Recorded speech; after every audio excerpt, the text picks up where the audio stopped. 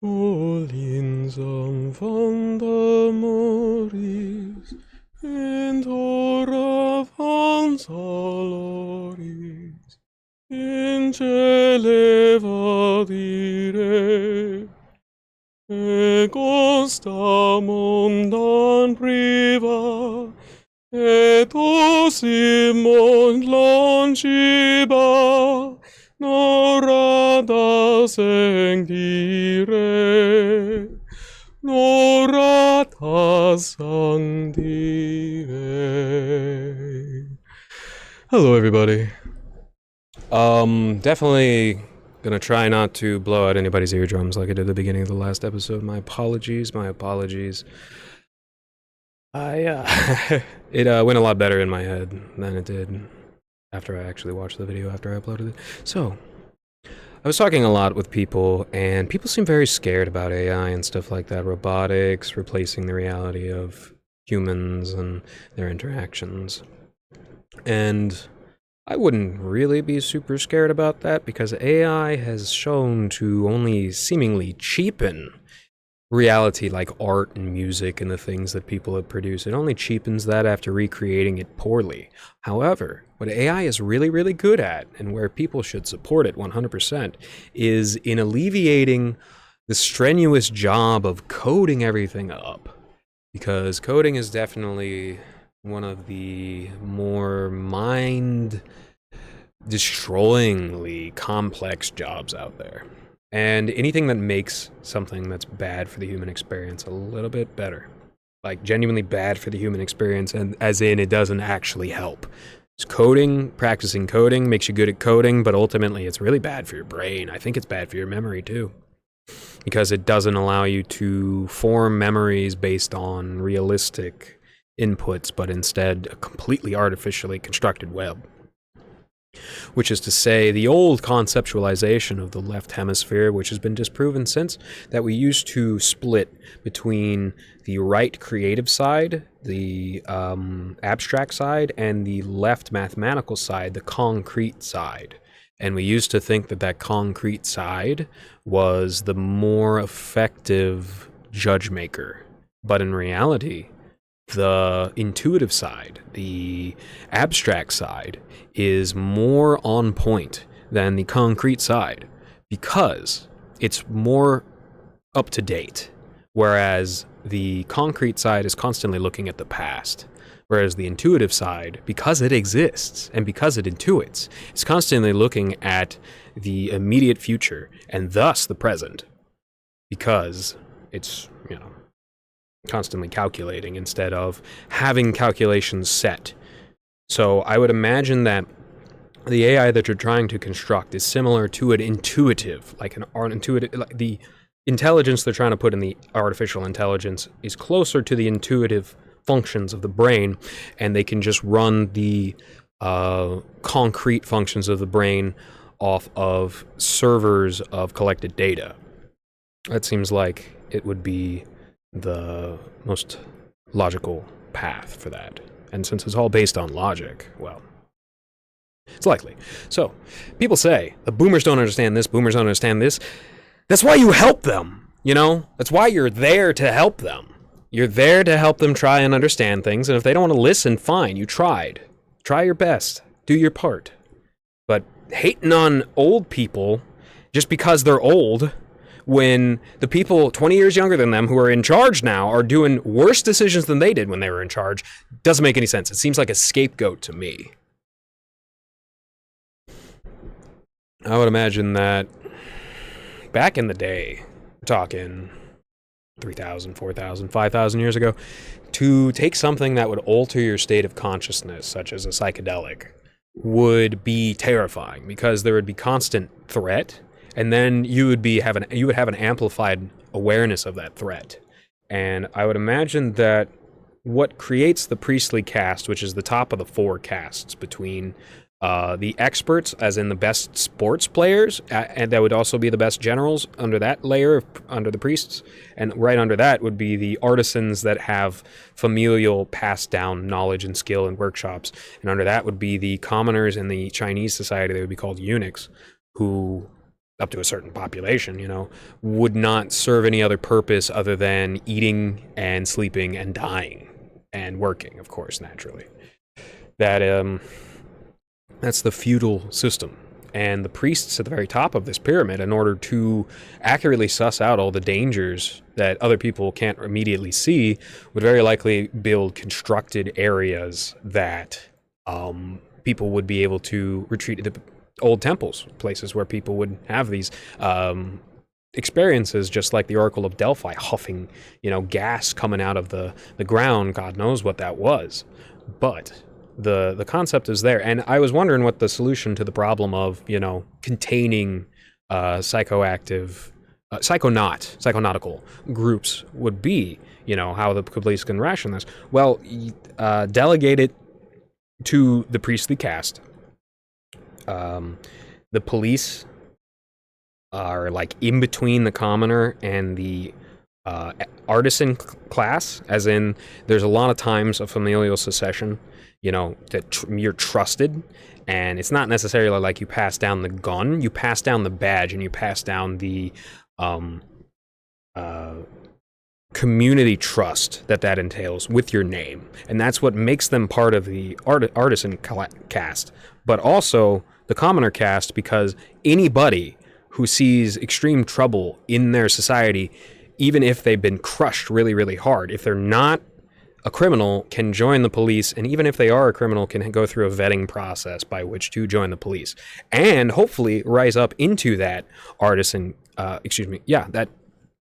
third layer from the bottom, from being in horrible positions. That's a huge pipeline to success, and that's one of the reasons why FTP is really, really dumb. You want good police. You want police that come from trusted and neighborly portions of people, both your neighbors and the person in the city whose name because they've done so much good. We've never acted like this 800 years ago the way that we're acting today. We've never hated old people, ever, ever, ever. We've never been so fearful. We've never been so afraid of death. We would have never been so lost and confused as we are today. And that's sad, because we didn't know anything, hardly anything about the micro and macro cosmos 800 years ago. We know all these wonderful, beautiful stars and planets all out there. And we know about this microbiological world, this unseen world that has a lot of interplay in the seen world. And we know that it resembles a lot of times, the entire portion. And thus, there is a common theme. Those themes are the laws of the universe, thermodynamics, and time, etc. And one can only assume that the way things are non-chaotic, there is an order to it. There is an inherent order to the universe, to at least life. There's a nuclear order to rocks and the stars. There's a weak and a strong nuclear force that is an order, a law to non-living things. And then there are laws to living things as well, like the laws of heat. So we really gotta respect, we gotta humble ourselves. We've never been this haughty and proud before, and it has definitely served to our destruction. Don't be proud. Be satisfied with doing a good job, and then look forward to doing a better job. Don't be proud, because that's stagnation.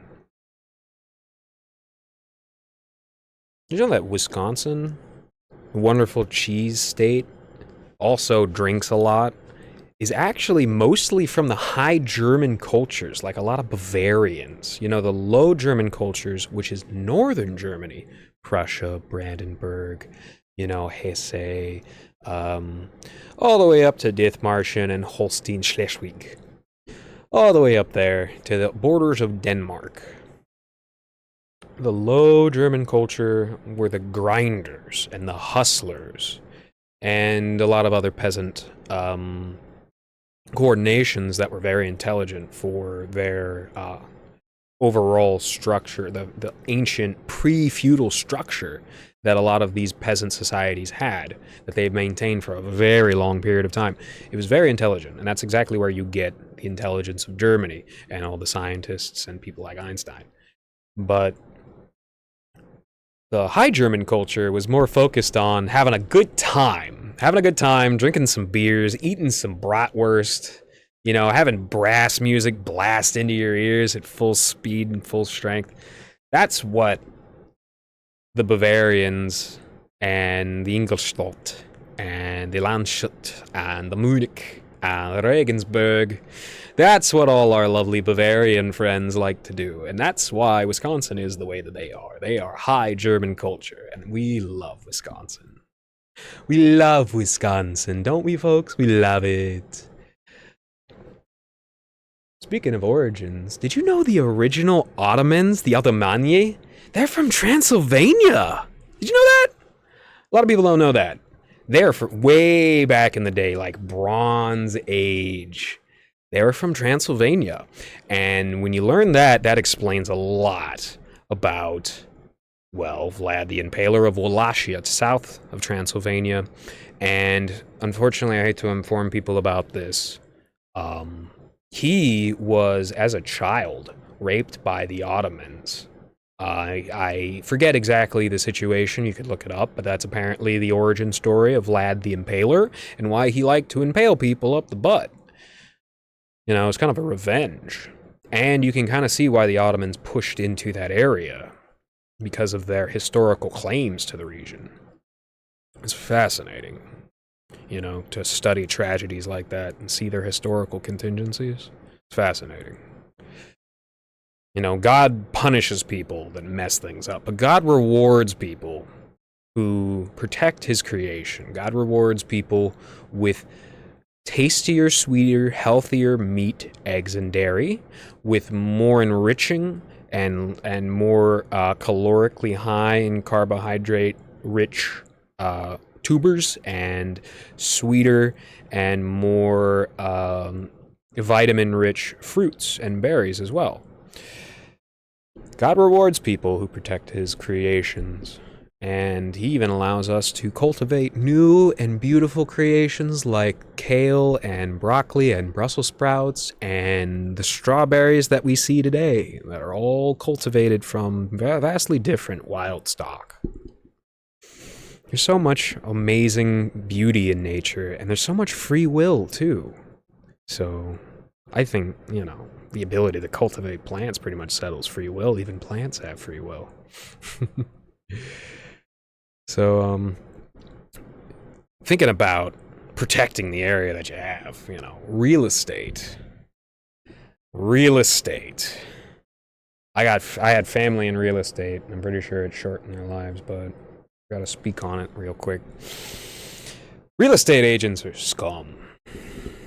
A lot of times real estate agents are absolute scum that will kick the knees out, literally, from the good people in their areas.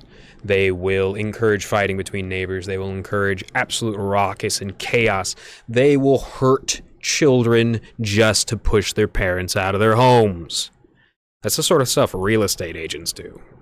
So don't take any of those people at their word. Real estate agents are almost worse than used car salesmen. And it's hard to find a good used car salesman. There's a very few Nick Rochefors out there. And even he's, he'll, sell you down the river if he thinks you're a putz. Which, fair's fair, He's a very fair man, I'd say. Nick Rochefort. Very intelligent, very funny, too. Gosh, I've laughed until I've cried. Listen to that, man. So many times. He is so funny. Oh. Real gift to the earth. Oh, we must protect him. Did you know that the most severe PTSD comes from a close proximity to explosions? It isn't just that constant fear that your life might end at any moment, which swells the center of your brain responsible for dealing with that, called the amygdala. And it swells it and swells it and swells it. It's like this little walnut inside your brain. and it can get bigger and bigger and bigger, and it never goes back to the place that it was. That's why terrorism is employed. That's why it's been shown to be effective, and that's why you never negotiate with terrorists. You have to eliminate people who exercise true terrorism, not what people are labeling Luigi Mangione as, which is to say the people who are doing bad are paranoid about the bad things that they're doing. But real, true terrorism, threatening people's children, threatening people's grandparents, doing stuff like that, and causing fear like the CIA did with the Mothman psyop, where they dosed an entire town with LSD and then flew stuff around there. Sounds familiar, doesn't it? New Jersey fans know what I'm talking about. So,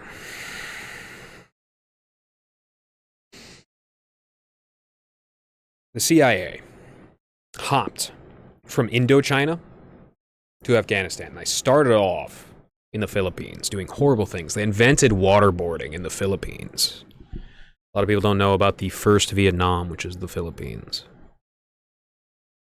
And then they hopped over to Indochina and they stationed themselves in Laos and used the Hmong people to traffic large quantities of opium. They were dumping Vietnamese veterans' bodies out in the swamp after they were killed and then filling their body bags up with heroin.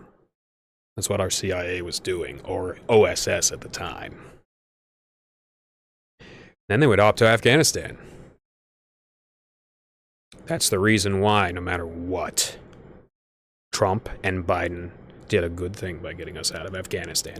I'm happy that Afghanistan has the ability to defend their own borders. I'm happy that the Taliban are burning the opium fields. Unfortunately, with fentanyl, it seems that it's not really going to stop.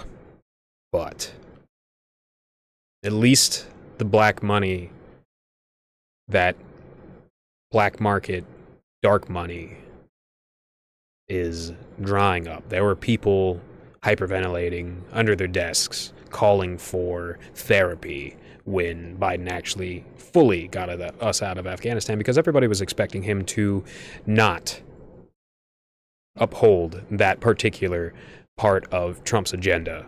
Everybody was expecting him to at least do what Obama did and leave 3,000 troops in there to surge up another 5,000 later. That's the one good thing that Biden did, was get us out of Afghanistan. And yes, it was sloppy. It was always going to be sloppy. But we're out, and that's one less war, and that's way less heroin. So if you actually care about people dying, about people's family members suffering, you should pay attention to that. All of that. From Indochina to fentanyl. All of that. It isn't just Chinese research labs. It isn't just the Mexicans. It's coming from our own guys. The call's coming from inside the house. It always has. Just keep an eye on that. Speaking of the CIA, some more. Gladio copied off of Stalin's papers. They left leave-behind armies everywhere. I strongly suggest everybody read the book Operation Gladio and the Infiltration of the Vatican. How the CIA got into the Vatican, how the CIA propped up stay-behind armies all around the world, and left them, to this day, in Turkey. I don't know why these people around the Great Wars were hoarding so much gold when the actual genuine wealth of their countries were being obliterated, from the winners to the losers. What, are they holding gold for the aliums? Nah. What, are you gonna do something cool for us with all your technology because we can trade you gold when you could probably just take it if that's why you're here? You know, what's the point? What's the point in hoarding gold? Now, I want people to recognize that gold is at least worth more than cryptocurrency. Over here, in the 70 IQ zone, you got people saying Bitcoin is a waste of time and energy. Over here, in the 100 IQ zone, on top of the bell curve, well, actually, in the bell curve, Bitcoin is the new revolution. It's freedom tech. It'll help everybody. And I used to think this too. I used to think that it was the solution to centralized currency and that it was going to bring people around the world together and help them grow their own businesses. But that's not how it's shaped up. So over here above the bell curve, putting energy into generating fake money is dumb. And it is. Putting energy, real energy, into generating fake money is really dumb. Well, anyways, I'm gonna go address this clicking sound. Hopefully it's nothing radioactive. Take care.